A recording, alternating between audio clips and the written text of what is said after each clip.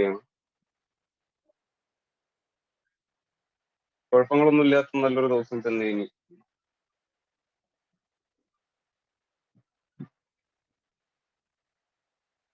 Hello, കേൾക്കുന്നില്ലേ?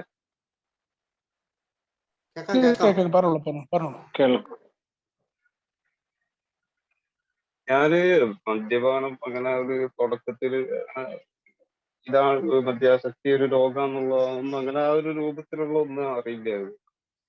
കുടി എന്ന് പറഞ്ഞു കഴിഞ്ഞാല് ഞാൻ അങ്ങനെ ഒരു വലിയൊരു കുടിയായിട്ട് അങ്ങനെ കുടിച്ചു തുടങ്ങിയൊന്നുമല്ല. കുടിക്കണം എന്നുള്ള ആഗ്രഹത്തിലൊന്നും തുടങ്ങിയ ആവുന്നില്ല. സാധാരണ ഈ കമ്പനിക്കാർ ഇപ്പൊ ഈ ബിയറൊക്കെ കഴിച്ചു കഴിഞ്ഞാല് സൗന്ദര്യം കൂടും, തടി വെക്കും ഒക്കെ ഇങ്ങനെ കണ്ടിരിക്കായിരുന്നു. ആ ഒരു രസത്തിന് വേണ്ടിയിട്ട് അങ്ങനൊക്കെയാണ് എന്റെ കുടി തുടങ്ങിയത്. ഞാൻ നല്ലൊരു ഒരു മുസ്ലിം കുടുംബത്തിലാണ് എന്റെ ജനനം. പിന്നെ വീട്ടിലങ്ങനെ ആരും കഴിക്കുന്ന ആൾക്കാരൊന്നുമില്ല. നല്ലൊരു കുടുംബം, ഒരു മിഡിൽ ആയിട്ടുള്ള ഒരു കുടുംബമാണ്. വലിയ സാമ്പത്തികമൊന്നുമില്ല. വാപ്പ ഓട്ടോ ഡ്രൈവർ. ഞാൻ ഈ ചെറുപ്പത്തില് ഈ ഹാർഡ്വെയർസിന്റെ ഒരു ഷോപ്പിലായിരുന്നു ആദ്യം വർക്ക് ചെയ്ത നാട്ടിൽ. എന്നിട്ട് ചെറിയ പ്രായം ഒരു 18-17 വയസ്സ് ആ പ്രായത്തിലാണ് ജോസി കഴിഞ്ഞ പാട് ഞാൻ പണിക്ക് കയറിക്കണം. ആ ഒരു പണിയെടുത്തിട്ടാണ് അങ്ങനെ ഒരു കുടുംബം അങ്ങനെ കഴിഞ്ഞു പോയത്. 4 ആൺകുട്ടികളെ ഇനി ഞങ്ങൾ, 3 അനിയന്മാർ, ഞാനാണ് മൂത്തത്. അതൊരു ലെവലിൽ ഇങ്ങനെ കുഴപ്പങ്ങളൊന്നും ഇല്ലാത്ത രൂപത്തിൽ ജീവിച്ചു പോയ ഒരു കുടുംബം. അപ്പോ ഇതിനിടക്ക് അനിയന് ചെറിയൊരു അസുഖങ്ങൾ വന്നു. അതായത് അവര് കുട്ടികൾ കളിക്കുന്ന സമയത്ത് അപ്പോ ഈ കളിക്കുന്ന സമയത്ത് കാലിനൊരു വെട്ട് കൂടിയതാ വാളുകൊണ്ട്. ഞാൻ കളിക്കുന്ന ആ കുട്ടി എടുത്തിട്ട് വെട്ടിയതാ. കുടുംബത്തില് ഒരാളെന്നാണ്. അപ്പൊ അത് കാണിക്കാൻ വേണ്ടി അവന് പ്ലാസ്റ്റർ ഇട്ട് മെഡിക്കൽ കോളേജിലായി. അങ്ങനെ ഇത് മാറി വീട്ടിൽ വന്ന് പിന്നെ അത് ഓരോരോ അസുഖങ്ങളായിട്ട് അവർക്ക് ഇടക്കിടക്ക് തന്നെ ഓരോ അസുഖങ്ങൾ വരാൻ വേണ്ടി. അപ്പൊ അത് എല്ലാവർക്കും സാമ്പത്തികമായിട്ടാണെങ്കിലും എല്ലാ പ്രശ്നങ്ങളും വല്ലാത്തൊരു ബുദ്ധിമുട്ടിലായി. വീട്ടിലാണെങ്കിലും വാപ്പാന്റെ ഒരു വരുമാനം, എനിക്കാണെങ്കിലും ആഴ്ചയിൽ ഒരു 300 രൂപയാണ് കൂലി കിട്ടുക. അതുകൊണ്ടൊക്കെയുള്ള ഒരു ജീവിതം അങ്ങനെ മുന്നോട്ട് പോകുന്നത്. സ്വന്തമായിട്ട് വീടില്ലേ. അപ്പൊ പൈസ എന്ന് പറയുന്ന ഒരു സാധനം എന്റെ ഒരു എന്താ പറയാ വല്ലാത്തൊരു സ്വപ്നം. അതുപോലെ തന്നെ ഒരു വീടാക്കണം, ഒരുപാട് പൈസ ഉണ്ടാക്കണം, ഇങ്ങനത്തെ ഒരു മെന്റാലിറ്റി ആയിരുന്നു ചെറുപ്പത്തിൽ. ആ ഒരു പൈസയോട് വല്ലാത്തൊരു എങ്ങനെങ്കിലും ഒന്ന് ഉണ്ടാക്കണം ആ ഒരു കൺസെപ്റ്റ്. എനിക്ക് ഈ ആർട്ട് പോയിട്ടുള്ള ആ കൂലിക്കൊന്നും എനിക്ക് അവിടെ ഒരു ജോലി എടുക്കാനോ പിടിക്കാനോ തികയാത്ത പോലെ. അപ്പോ ഞാനാണെന്നുണ്ടെങ്കിൽ ആദ്യമൊക്കെ ഇങ്ങനെ ഈ സിനിമ കാണല് ഭയങ്കര ഇഷ്ടമാണ്. അതേപോലെ ഞായറാഴ്ച ദിവസം ലീവാണ്. ആ ലീവിന്റെ ദിവസം മോർണിംഗ് ഷോ തൊട്ടിട്ട് ഞാൻ സെക്കൻഡ് ഷോ വരെ കഴിഞ്ഞിട്ടാണ് വീട്ടിലേക്ക് വരിക. ഞായറാഴ്ച ഒരു ഫുൾ ലീവില് ഫുള്ളായിട്ട് സിനിമ കാണാന്നുള്ള ആ ഒരു മൂഡായിരുന്നു. അങ്ങനൊക്കെ ആയ ഒരു നല്ല രൂപത്തിൽ ഇങ്ങനെ പോയത്. അപ്പോഴാണ് ഈ അനിയന്റെ അസുഖങ്ങളും വീടില്ലാത്ത പ്രശ്നങ്ങളും സാമ്പത്തികമായിട്ടുള്ള പ്രശ്നങ്ങളൊക്കെ വന്നിട്ട് ഇതിൽ നിന്ന് എങ്ങനെങ്കിലും ഒന്ന് കര കയറണം എന്നുള്ള ഒരു ചിന്തയും, എങ്ങനെങ്കിലും എന്തെങ്കിലും ഒരു പണിയെടുത്താണെങ്കിലും ഞാൻ പൈസ ഉണ്ടാക്കണം ആ ഒരു മെന്റാലിറ്റി നിൽക്കുന്ന സമയത്ത് എന്റെ ഒരു സുഹൃത്ത് മുഖാന്തരം ഞാൻ നാട്ടിൽ ഇതേപോലെ ഈ ഉണ്ടിന്റെ പൈസ കൊണ്ടുകൊടുക്കുന്ന ഒരു പരിപാടി കോഴിക്കോട് തന്നെയാണ്. കോഴിക്കോട് ഇപ്പം മലപ്പുറം, അഴീക്കോട്, പിന്നെ അതുപോലെ കണ്ണൂർ, തലശ്ശേരി പറഞ്ഞ് ചുറ്റുവട്ടത്തുള്ള ഈ ഓരോരോ സ്ഥലത്തിങ്ങനെ എത്തിച്ചു കൊടുക്കണം. അപ്പോ അതിങ്ങനെ പോയി ചെറിയ ചെറിയ പൈസകൾ കിട്ടാൻ വേണ്ടി തുടങ്ങി. അപ്പൊ ഞാൻ ഈ പോണ വർക്കിനും പോകുന്നുണ്ട്. അതിന്റെ കൂടെ ഒരു ആഴ്ചയിൽ ഒരു ദിവസം ലീവ് എടുക്കും. ഒന്നെങ്കിൽ ഞാൻ ശനിയാഴ്ച എടുക്കും, അല്ലെങ്കിൽ തിങ്കളാഴ്ച എടുക്കും. അപ്പൊ ഈ രൂപത്തിൽ ഇങ്ങനെ പോകാൻ വേണ്ടി തുടങ്ങി. അത് പോകാൻ വേണ്ടി തുടങ്ങിയപ്പം ആളുകളായിട്ടുള്ള ബന്ധങ്ങൾ കൂടി, കമ്പനിയായി. ഞാൻ കോഴിക്കോട് പിന്നെ നമ്മളെ നീ മാർക്കറ്റിന്റെ അവിടെ ഒരു ഹോട്ടലുണ്ട്. ഹോട്ടലല്ല, ലോഡ്ജാണ്, ആനന്ദഭവൻ എന്ന് പറയും. അപ്പോ അവിടെ ഞായറാഴ്ച അതേപോലെ റൂം എടുത്തിട്ട് അവിടെ നമ്മളെ ഈ കൂട്ടത്തിലുള്ള ഒരുപാട് ആൾക്കാർ അവിടെ വരും. അപ്പൊ അവിടുന്ന് അവർ ബിയർ കഴിക്കുന്നുണ്ടാവും, മദ്യം കഴിക്കുന്നുണ്ടാവും. ഞാൻ അതിലേക്കൊന്നും ശ്രദ്ധിക്കാൻ വേണ്ടി പോകില്ല, കാരണം എനിക്കത് വേണ്ടാന്നുള്ളൊരു രൂപം തന്നെ. പിന്നെ ഓരോരുത്തർ ഇതേപോലെ നിർബന്ധിക്കാൻ വേണ്ടി തുടങ്ങിയപ്പം മെല്ലെ ഒന്ന് കഴിച്ചു നോക്കുക എന്നുള്ള രൂപത്തിലാണ് ഒരു ബിയറിന്റെ മുകളിലേക്ക് കുടി സ്റ്റാർട്ട് ചെയ്തു. പക്ഷെ തുടക്കത്തില് ഞാൻ ആ കുടിച്ച സമയത്തൊക്കെ ഞാൻ ഒരുപാട് വാള് വെച്ച് കുടിക്കാൻ പറ്റാത്തൊരവസ്ഥയൊക്കെ തന്നെ. പിന്നെ അതൊരു 3-4 വട്ടം ഇങ്ങനെ ആയി കഴിഞ്ഞ സമയത്ത് പിന്നെ അതെനിക്കൊരു വല്ലാത്തൊരു ഇഷ്ടമായി. പിന്നെ ഈ ഞായറാഴ്ച ആവാൻ വേണ്ടി കാത്തിക്കുന്ന ആ ഒരു മൂഡായി. പിന്നെ ഞായറാഴ്ച ആവാൻ വേണ്ടി കാത്തിക്കൂല, അതിന് മുന്നേ കൂടിയോടും. അങ്ങനൊക്കെയുള്ള ആ ഒരു ഇതിലിങ്ങനെ പോയി. പൈസയുണ്ട്, കാര്യങ്ങളൊക്കെ നടന്നു പോകുന്നുണ്ട്, കുഴപ്പങ്ങളൊന്നും ഇല്ലാത്ത ജീവിതമായി, വണ്ടി എടുത്ത് സ്വന്തമായി. അപ്പൊ അങ്ങനൊക്കെ ആയി, കുടുംബത്തിലൊക്കെ പൈസ ഒക്കെ കൊടുക്കാൻ വേണ്ടി തുടങ്ങി, നല്ലൊരു രൂപത്തിലൊക്കെ ആയി, ജീവിതം അങ്ങനെ പോകാൻ വേണ്ടി തുടങ്ങി. അങ്ങനെ പിന്നെ ഒരു ദിവസം ഇതേപോലെ എന്റെ ഫാദർ, ഇപ്പൊ ഞാൻ പണിക്ക് നിൽക്കുന്ന ഷോപ്പിലേക്ക് ഒരു ദിവസം വന്നു. അപ്പൊ ഞാൻ അറിയില്ല, ഞാൻ അന്ന് ഇല്ല, ലീവാ. അപ്പൊ വന്ന സമയത്ത് പിന്നെ ഷോപ്പിലെ ഓണർ ചോദിച്ചു, എല്ലടോ എന്റെ കുടുംബത്തിലാരോ മരിച്ചിരിക്കുന്നു പറഞ്ഞു. ഇഷാമ അവിടെ ഇല്ലല്ലോ, ഒന്നില്ലല്ലോ, ഒന്ന് ലീവാണല്ലോ. അപ്പൊ അന്നാണ് വാപ്പ. അപ്പൊ വാപ്പ പറഞ്ഞത് ഞാൻ ലീവാണ്, വീട്ടിൽ നിന്ന് ഞാൻ പണിക്കെന്നും പറഞ്ഞ് ഇറങ്ങിയതാണ്, ഷോപ്പിലെത്തിയിട്ടില്ല. അപ്പൊ ആരോ മരിച്ചെന്ന് പറഞ്ഞ് ഞാൻ ലീവ് എടുത്തതാണ്.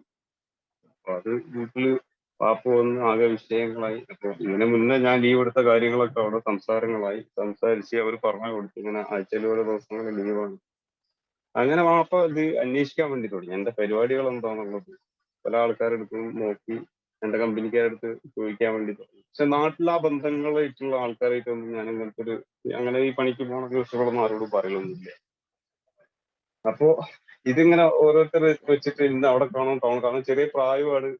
കോഴിക്കോട് സിറ്റിന്റെ ഉള്ളിൽ വാപ്പ വണ്ടി ഓടിക്കുന്ന ആളായത് കൊണ്ട് ഒരുപാട് ഡ്രൈവർമാരായിട്ട് ബന്ധങ്ങളാണ്, പല സ്ഥലത്തും തന്നെ ആൾക്കാർ കണ്ട അവസരങ്ങൾ ഉണ്ടാവുകയും ഇപ്പൊ വീട്ടിലൊന്ന് സംസാരമായി. അങ്ങനെ ഞാൻ പോയിക്കൊണ്ടിരിക്കുന്ന ഷോപ്പിലുള്ള ജോലി ഞാൻ ഒഴിവാക്കിയിട്ട് ഞാൻ സ്ഥിരമായിട്ട് ഈ ഒരു വർക്കിലേക്ക് തന്നെ ഇറങ്ങി. വർക്കിലേക്ക് ഇറങ്ങിയ സമയത്ത് പിന്നെ കുറെ ഞാൻ കണ്ണൂര്, മംഗലാപുരം ആ ഭാഗത്തേക്കുള്ള ഓട്ടങ്ങൾ, അതൊക്കെ ആയി, കുഴപ്പങ്ങളൊന്നും ഇല്ല, നല്ല സുഖമായിട്ട് ജീവിച്ച്, പണമുണ്ട്, അതിന്റെ കൂടെ മദ്യപാനം നടന്നു പോകുന്നുണ്ട്, കുഴപ്പങ്ങളൊന്നും ഇല്ലാത്തൊരു ജീവിതത്തിൽ ഇങ്ങനെ ജീവിച്ചു പോകുന്നു. ആ ഒരു ജീവിതത്തിൽ ഇങ്ങനെ ജീവിച്ചു പോണ സമയത്ത് പെട്ടെന്നൊരു ദിവസം ഒരു ഇൻസിഡന്റ് സംഭവിച്ചു. അതായത് ഞാൻ മംഗലാപുരത്ത് നിന്ന് വരുന്ന സമയത്ത് മാഹിയിൽ സാധനം വാങ്ങി, മാഹിയിൽ ചെക്ക് പോസ്റ്റ് എത്തുന്നതിന് മുന്നേ ഞാൻ പിന്നെ ബാറ് കയറിക്ക് അടിച്ച്, ചെറിയ ബാറ് കയറിക്ക് അടിച്ച്, ബാക്കിയുള്ള സാധനം ഞാൻ വണ്ടിയിൽ വെച്ച്, വണ്ടിയുടെ ഗ്ലാസ് ഒഴിച്ച് അടിച്ച് വരുന്ന സമയത്ത് മാഹി ചെക്ക് പോസ്റ്റ് കഴിഞ്ഞ് കുഞ്ഞിപ്പള്ളി എത്തി. കുഞ്ഞിപ്പള്ളിയിൽ നിന്ന് അതേപോലെ എന്റെ ബാക്കിൽ ഒരു വണ്ടി വന്ന് ഇടിച്ച സമയത്ത് എനിക്കറിയില്ല ആരാന്നുള്ളതൊന്നും. വണ്ടി സൈഡാക്കാൻ വേണ്ടി പറഞ്ഞ ഞാൻ വണ്ടി സൈഡാക്കി നോക്കുമ്പോൾ ഒരു പോലീസുകാര് പിടിച്ച്, അവർക്ക് ആരോ ഇൻഫർമേഷൻ കൊടുത്തതാണ് വണ്ടിയിൽ പൈസ ഉണ്ടെന്ന് പറഞ്ഞത്. അങ്ങനെ പിടിച്ച് വണ്ടി നോക്കുമ്പോൾ വണ്ടിയുണ്ട്, സ്റ്റേഷനിലായി. അങ്ങനെ അത് പിന്നെ ഞാനിത് ഇത് തന്ന ആൾക്കാരെ, സെറ്റ് ചെയ്ത് തന്ന ആൾക്കാരൊക്കെ വിളിച്ചു പറഞ്ഞു. കാര്യങ്ങളൊക്കെ ഒരു വിഷയങ്ങളൊന്നും ഇല്ലാത്ത രൂപത്തിൽ പോയി. കേസോ കാര്യങ്ങളോ ഒന്നും വന്നില്ല. അപ്പൊ ഞാൻ വണ്ടി മദ്യപിച്ച് വണ്ടി ഓടിച്ച് എന്നുള്ളൊരു ലെവലിലാണ് ഇത് വന്നിട്ട് അതിനുള്ള ഫൈന് കാര്യങ്ങളൊക്കെ അടച്ച് ഒരു പ്രശ്നമില്ലാത്ത രൂപത്തില.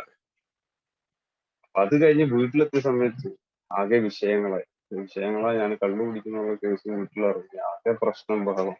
ഇങ്ങനെ വാപ്പന്റെ അടുത്ത് പല ആൾക്കാരും പറയാൻ വേണ്ടി തുടങ്ങി, എന്റെ ഒരു പല അവിടെ കാണലുണ്ട്, ഇവിടെ കാണലുണ്ട്, പരസ്യമായിട്ടുള്ള ഓരോ പ്രശ്നങ്ങളുണ്ട്, കള്ളു കുടിച്ചിട്ടുള്ള പ്രശ്നങ്ങളുണ്ട്, വലിയ വലിയ ആൾക്കാരായിട്ടാണ് അവന്റെ കമ്പനി. ഈ കമ്പനി പോയി കഴിഞ്ഞ് ഇങ്ങനെ ആയി കഴിഞ്ഞു കഴിഞ്ഞാൽ ഒരുപാട് പ്രശ്നങ്ങളൊക്കെ ഉണ്ടാവും. നാളത്തേക്ക് എങ്ങനെങ്കിലും ഒരു വിസ എടുത്തിട്ട് വീട്ടിലേക്ക് കയറ്റി വിടാൻ വേണ്ടി നോക്കുക, അതാണ് നന്നാവുക. നാട്ടിൽ നിന്ന് കഴിഞ്ഞാൽ അവനാകെ വഷളായി പോകും എന്നുള്ള രൂപത്തിൽ പാപ്പന്റെ പല ആൾക്കാരും പറയാൻ വേണ്ടി തുടങ്ങിയിട്ടുണ്ട്. അപ്പൊ അതാണ് ശരി എന്നുള്ളത് എനിക്ക് തോന്നി. അപ്പോഴേക്ക് ഞാനും കുറച്ച് ഒരു 2-3 മാസം വരെ ഞാൻ പിന്നെ വീട്ടിൽ തന്നെ ഒതുങ്ങി നിൽക്കാൻ വേണ്ടി തുടങ്ങി. കാരണം ഓരോ പ്രശ്നങ്ങൾ, കുടിച്ചിട്ടുള്ള ഓരോ പ്രശ്നങ്ങൾ, കമ്പനിക്കാരായിട്ടുള്ള വിഷയങ്ങൾ, പിന്നെ അതൊക്കെ എന്ന് പറഞ്ഞു കഴിഞ്ഞാൽ ഈ കോഴിക്കോട് ജില്ലയിലുള്ള ഒരുവിധം എല്ലാ ആൾക്കാരും അങ്ങനത്തെ ഒരു രീതിയിലേക്ക് ഞാൻ എത്തിപ്പോയി. അപ്പൊ വലിയ വലിയ ആൾക്കാരായിട്ടുള്ള ആ ഒരു ബന്ധങ്ങളൊക്കെ ആയ സമയത്ത് ഇതൊക്കെ വീട്ടിലിറങ്ങപ്പോ എല്ലാവർക്കും ഒരു പേടിയായി. കാരണം നാളത്തേക്കുള്ള എന്റെ ജീവിതത്തിനെ പറ്റി ആലോചിച്ചിട്ട് ഇപ്പോഴും ഇങ്ങനെ വാപ്പ പറയും, ഇവിടെ നിന്നാൽ ശരിയാവില്ല, അങ്ങനെയാണ് ഇങ്ങനെയാണെന്നൊക്കെ പറഞ്ഞു. എന്റെ ഉമ്മന്റെ ആങ്ങളുടെ കെയർ ഓഫിൽ ഒരു വിസ സംഘടിപ്പിച്ചിട്ട് ഞാൻ സൗദിയിലേക്ക് വിസ ശരിയാക്കി സൗദിയിലേക്ക് പോകാൻ വേണ്ടിയിട്ട് പോയി. അങ്ങനെ ഞാൻ കുറച്ച് കാലങ്ങളൊക്കെ കഴിഞ്ഞ് ഒരു 3 മാസമൊക്കെ നാട്ടിൽ നിന്നതിന് ശേഷം സൗദിയിലെത്തിയപ്പോഴും എന്റെ ചിന്ത തന്നെയാണ് എങ്ങനെയെങ്കിലും ഒന്ന് പൈസ ഉണ്ടാക്കണം എന്നുള്ള ലെവലിലുള്ള ഒരു വീട് സ്വന്തമായിട്ട് വേണം. കാരണം വീടില്ലാത്ത ഒരുപാട് പ്രശ്നങ്ങൾ വീട്ടിൽ വാപ്പ അങ്ങനെ സംസാരിക്കുന്ന എപ്പോഴും കേൾക്കുന്നു. വാപ്പന്റെ ഏറ്റവും വലിയൊരു വിഷമമുള്ള ഒരു കേസ്, എന്റെയും മനസ്സിൽ ഏറ്റവും വലിയൊരു ആഗ്രഹം. അപ്പൊ അത് നടത്തണം, പിന്നെ കുറച്ച് പൈസ ഉണ്ടാക്കണം എന്നുള്ള ആ ഒരു ചിന്തയും. അങ്ങനെ ഗൾഫിൽ സൗദിയിലെത്തിയ സമയത്ത് ഞാൻ സൗദിയിൽ തായിഫ് എന്ന് പറഞ്ഞ സ്ഥലത്ത് എത്തി. തായിഫിലാണ്. അപ്പോ അവിടെ എത്തി കഴിഞ്ഞപ്പോ നല്ല തണുപ്പാണ്, നല്ല ക്ലൈമറ്റ് ആണ് അവിടെ. എനിക്കാണെങ്കിൽ ഞാൻ ആദ്യം ഇങ്ങനെ അന്വേഷിച്ച് നടന്നത് എവിടെ കിട്ടും, കാരണം സൗദിയിൽ ഈ സാധനം കിട്ടൂല എന്നുള്ളത് എനിക്ക് നല്ലോണം അറിയാം. അപ്പൊ ഞാന് എവിടുന്നെങ്കിലും നമ്മളെ ഈ നാട്ടിൽ വിൽക്കുന്ന മാതിരി ബ്ലാക്കിന്റെ എവിടെന്നെങ്കിലൊക്കെ അന്നും എനിക്കറിയാം ഈ നാട്ടിൽ ബ്ലാക്കിന് വിൽക്കുന്ന കേസുകളൊക്കെ അന്നും ഉണ്ട്. അപ്പൊ അതുപോലെ എന്തെങ്കിലും ഉണ്ടോ എന്നുള്ള കാര്യങ്ങളൊക്കെ ഞാൻ അന്വേഷിക്കാൻ വേണ്ടി തുടങ്ങി. അങ്ങനെ ഞാനവിടെ എനിക്കൊരു സൂപ്പർ മാർക്കറ്റിലേക്ക് ജോലി പറഞ്ഞിട്ടാണ് ഇവിടുന്ന് ഞാൻ പോയത്.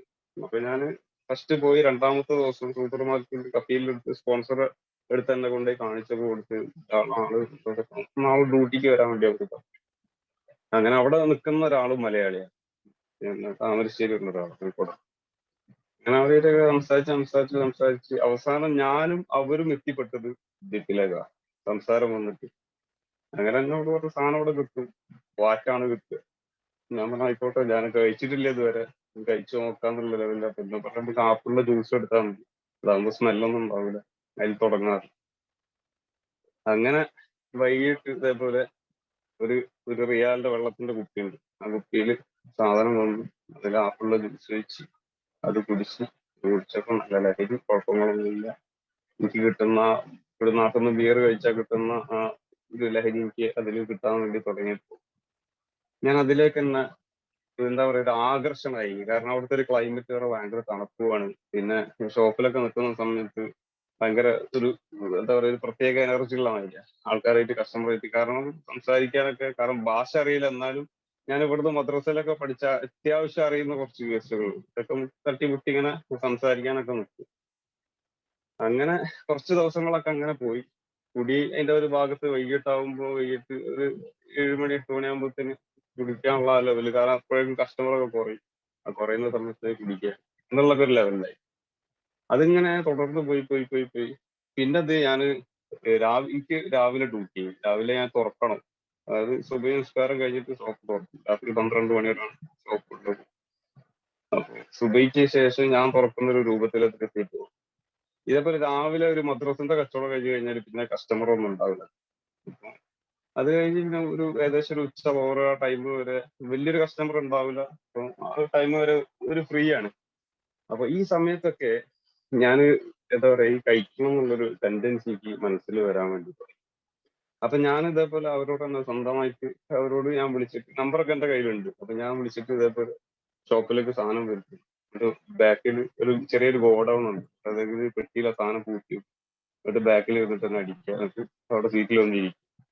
ഇതിങ്ങനെ തുടർന്നു പോയി. കുഴപ്പങ്ങളൊന്നും ഉണ്ടാക്കിയില്ല, പക്ഷെ നല്ലൊരു രൂപത്തിൽ ഇങ്ങനെ പോയി. കുറച്ചങ്ങനെ പോയപ്പോ ഈ മലയാളി വന്നിട്ട്, മലയാളിക്ക് നാട്ടിൽ പോകാനുള്ള ആ ഒരു പ്രശ്നങ്ങളുണ്ട്. ഞാനൊരു മലയാളിയാണ്. അപ്പോ ഞാൻ അവിടെ നിൽക്കുന്നതിൽ മൂപ്പർക്ക് ഒരു പ്രശ്നങ്ങളുണ്ട്. എനിക്ക് ഭാഷ ആണെങ്കിൽ വ്യക്തമായിട്ട് സംസാരിക്കാൻ അറിയാത്തൊരു വിഷയങ്ങളുണ്ട്. മലയാളിക്കാണെങ്കിൽ ഇന്ന് അവിടെ ആക്കിയിട്ട് നാട്ടിൽ പോകാൻ ഒരു പേടി, തിരിച്ചു വന്നാൽ ഈ ഷോപ്പിൽ തന്നെ പണി കിട്ടുമോ എന്നുള്ളൊരു പേടി മൂപ്പർക്കുണ്ട്. മലയാളം തമ്മിൽ ഒക്കില്ല എന്ന് പറയുന്നത് കേട്ടിട്ടുണ്ട്. അതുപോലെ തന്നെ ഒരു വിഷയങ്ങൾ. അപ്പോ മൂപ്പര് ഇതേപോലെ ഓരോ കേസുകൾ പാര വെക്കാൻ വേണ്ടി കുറെ ഞാനിങ്ങനെ സഹിച്ച്. അപ്പൊ പിന്നെ കഫീൽ ഇന്ന് അറബി അറിയില്ല എന്ന് പറഞ്ഞിട്ട് വേറെ പുറത്തെവിടെങ്കിലും പണി നോക്കിക്കാന്ന് പറഞ്ഞ് കുറച്ച് പുറത്തേക്ക് വിട്ടു. തുടക്കത്തിൽ ആദ്യം ബിൽഡിങ്ങിന്റെ വർക്കിനൊക്കെ പറഞ്ഞേക്കാൻ വേണ്ടി തുടങ്ങി. ഞാൻ നാട്ടിൽ നിന്ന സമയത്ത് അങ്ങനത്തെ ഒരു വർക്കോ കാര്യങ്ങളോ ഒന്നും എടുത്തിട്ടോ ഒരു പരിചയം ഒന്നും എനിക്കില്ല. അപ്പൊ ഇതൊക്കെ എനിക്ക് വല്ലാത്തൊരു ബുദ്ധിമുട്ടും പ്രശ്നങ്ങളൊക്കെ ആയിട്ട് തുടങ്ങി. അപ്പൊ ഞാൻ കഫീലിന്റെ അടുത്ത് പറഞ്ഞ കൊണ്ട് പറ്റൂല, ചെയ്യാൻ പറ്റില്ലാണ്ട് നാട്ടിലേക്ക് വിട്ട് അങ്ങോട്ട് പോയിക്കോളാം. പക്ഷെ ഞാൻ ഇതിന്റെ ബുദ്ധിമുട്ടിനെ പറ്റി ഇങ്ങനെ ആലോചിക്കുമ്പോൾ നാട്ടിലെ ഓരോ പ്രശ്നങ്ങൾ, സിറ്റുവേഷൻ വല്ലാത്തൊരു അവസ്ഥയായി. അപ്പോ എങ്ങനെങ്കിലും വീട് എന്നുള്ളൊരു കൺസെപ്റ്റ് എന്റെ മനസ്സിലാണ്. അങ്ങനെ ഞാൻ എങ്ങനെങ്കിലും ഞാൻ അറബി പഠിക്കാന്നുള്ളൊരു രൂപത്തില് താൽക്കാലികമായിട്ടൊരു ഷോപ്പിൽ ഞാൻ പണിക്ക് നിന്ന് അത്യാവശ്യം അറബിയൊക്കെ പഠിച്ചു ഒരു 6 മാസം പുറത്തൊക്കെ പണിയെടുത്ത് കഴിഞ്ഞതിന് ശേഷം ഞാൻ വീണ്ടും എന്റെ കടയിലേക്ക് തന്നെ കഫീലും ഡ്രസ്സും വിളിച്ചിട്ട് ഞാൻ പറഞ്ഞു അത്യാവശ്യം ഞാൻ സംസാരിക്കാനൊക്കെ പഠിച്ചിരിക്കുന്നുണ്ട്.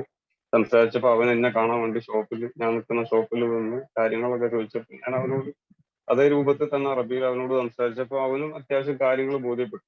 അങ്ങനെ അടുത്ത ആഴ്ച നീ വന്നിട്ട് കടയിൽ വന്നോ നാട്ടിൽ പോയിക്കോട്ടെ എന്ന് പറഞ്ഞു. വന്ന് വന്ന സമയത്ത് ഇല്ലെന്ന അവസ്ഥ, അവിടെ ഭയങ്കര പാരവെക്കോ പ്രശ്നങ്ങളും.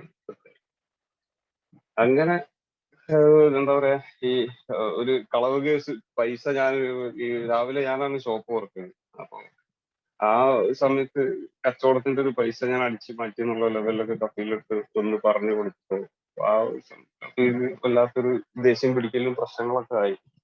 ഞാൻ അവരുടെ അടുത്ത് ഞാൻ പറഞ്ഞു ഞാൻ എടുത്തിട്ടൊന്നുമില്ല, റൂമിൽ പോയി നോക്കും, കാരണം ഞാൻ വേറെ എങ്ങോട്ടും പോകുന്നില്ല. ഞാൻ അവൻ തന്ന റൂമിൽ തന്നെയാണ് ഞാൻ കിടക്കുന്നത്. അവൻ തന്നെ അവിടുത്തെ തന്നെ ഭക്ഷണമൊക്കെ ഉണ്ടാക്കിയിട്ട് ഒരു റൂമിൽ തന്നെ, ഷോപ്പ് റൂമിൽ തന്നെ ഒരു ലെവലിലേക്ക് തന്നെ പോയിട്ടു.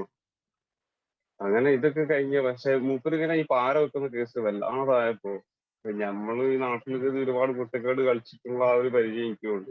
ഞാൻ എന്ത് ചെയ്തു, ഒരു ദിവസത്തെ പോലെ ആ ഒരു ഉച്ചക്ക് പീടികന്ന് വരുന്ന സമയത്ത് ഒരു 100-ന്റെ ഒരു 5 നോട്ട് എടുത്തിട്ട് റൂമിലേക്ക് വന്നിട്ട് അവൻ കിടക്കുന്ന തലയാണിന്റെ ഉള്ളിൽ ചീരി വെച്ചിട്ട് ഞാൻ അവിടെ അവനറിയാത്ത രൂപത്തിൽ അവിടെ വെച്ച്, അങ്ങനെ ഞാൻ കഫീലെടുത്ത് 2 ദിവസം കഴിഞ്ഞിട്ട് ഞാൻ പറഞ്ഞു, കക്കുന്ന ആള് ഞാനല്ല, അവനാണ് കക്കിയത്. പൈസന്റെ തലത്തിൽ ഞാൻ തോല് വെക്കുന്നത് ഞാൻ കണ്ടിട്ടുണ്ടെന്ന് പറഞ്ഞു കഫീലിൽ ഞാൻ അവൻ കിടക്കുന്ന ബെഡിന്റെ തലയാണിന്റെ അടിയിൽ ഞാൻ തന്നെ കീറി. അങ്ങനെ കഫീൽ അവനായിട്ട് ഭയങ്കര വിഷയങ്ങളായി. അവനെ എക്സിറ്റ് അടിച്ച് നാട്ടിലേക്ക് പറഞ്ഞു. പിന്നെ ആ ഷോപ്പിൽ ഞാൻ, ചുരുക്കി പറഞ്ഞാല്, ഞാൻ അവിടെ എന്താ പറയാ, ഒരു 6 മാസം വരെ ഞാൻ വർക്ക് ചെയ്ത് അതിന്റെ കൂടെ എന്റെ കുടി പോകുന്നുണ്ട്. പിന്നെ ആ ഷോപ്പ് ഞാൻ നടത്താനെടുത്ത് ഞാനിത് ഒരു 4.5 വർഷം വരെ ഞാൻ നാട്ടിലൊന്നും വരാത്ത രൂപത്തില് ഞാൻ എന്റെ കുടി കാര്യങ്ങള്, ഷോപ്പ് കാര്യങ്ങളൊക്കെ ആയിട്ട് ഇങ്ങനെ പോകുന്നുണ്ട്. അപ്പോഴെന്റെ കുടിയൊക്കെ ഇങ്ങനെ നടന്നു പോകുന്നുണ്ട്. പക്ഷെ ഒരു വലിയൊരു എന്താ പറയാ, ഒരു പ്രശ്നങ്ങൾ ഉണ്ടാക്കുന്ന രൂപത്തിലേക്കുള്ള കുടിയിലേക്കൊന്നും ഞാൻ എത്തിയില്ല. അതൊക്കെ കഴിഞ്ഞ് ഞാൻ കല്യാണത്തിന്റെ നാട്ടിലേക്ക് വരാനുള്ള ഇതായി, കല്യാണം കഴിക്കാനുള്ള ഒരു ഇതിലേക്ക് എത്തി. അപ്പൊ ഞാൻ ഇതേപോലെ ഒരു പത്രത്തില് പരസ്യം കണ്ട് ഒരു കല്യാണം കഴിക്കാനുള്ള. പക്ഷെ ആ പെണ്ണ് ആദ്യം ഡൈവോഴ്സ് ആയി, ഒരു കുട്ടിയുണ്ട്. അപ്പോ ഞാനത് അവരെ വീട്ടിലേക്ക് വിളിച്ച് അവരായിട്ട് സംസാരിച്ചു. എനിക്ക് ഇങ്ങനെ വീട്ടിലൊക്കെ സമ്മതിക്കാന്നൊക്കെ ചോദിച്ചു. ഞാൻ പറഞ്ഞു അതൊന്നും എനിക്കറിയില്ല, ഞാൻ ഇതുവരെ സംസാരിച്ചിട്ടൊന്നുമില്ല വീട്ടിൽ എന്ന് പറഞ്ഞു.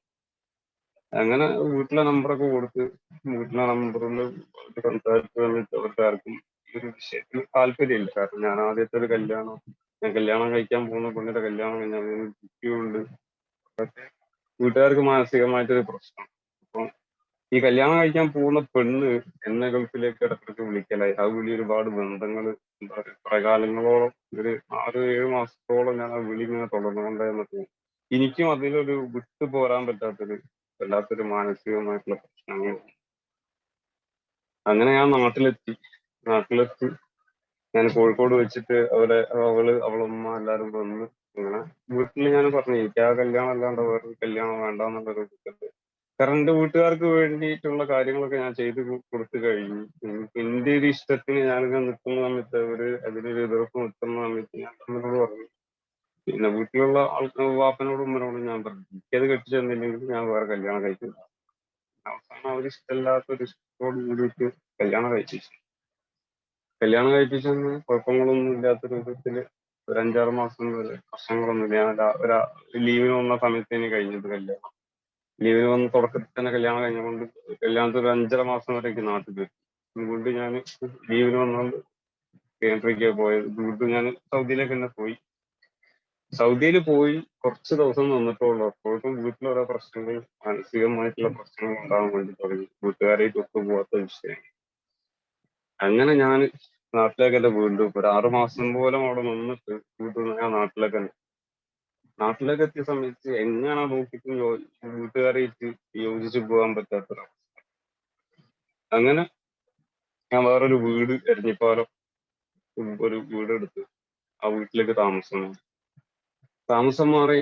അപ്പോ ഞാന് പിന്നെ ഗൾഫിലേക്ക് പോകുന്നില്ല എന്ന് വെച്ചു. കഫീലിനെ വിളിച്ച് പറഞ്ഞു ഞാൻ ഇനി വരുന്നില്ല, വേറെ ആളെ നോക്കിയിട്ട് പറഞ്ഞു. ഞാൻ വിസ ക്യാൻസൽ ആക്കി കൊടുത്തു.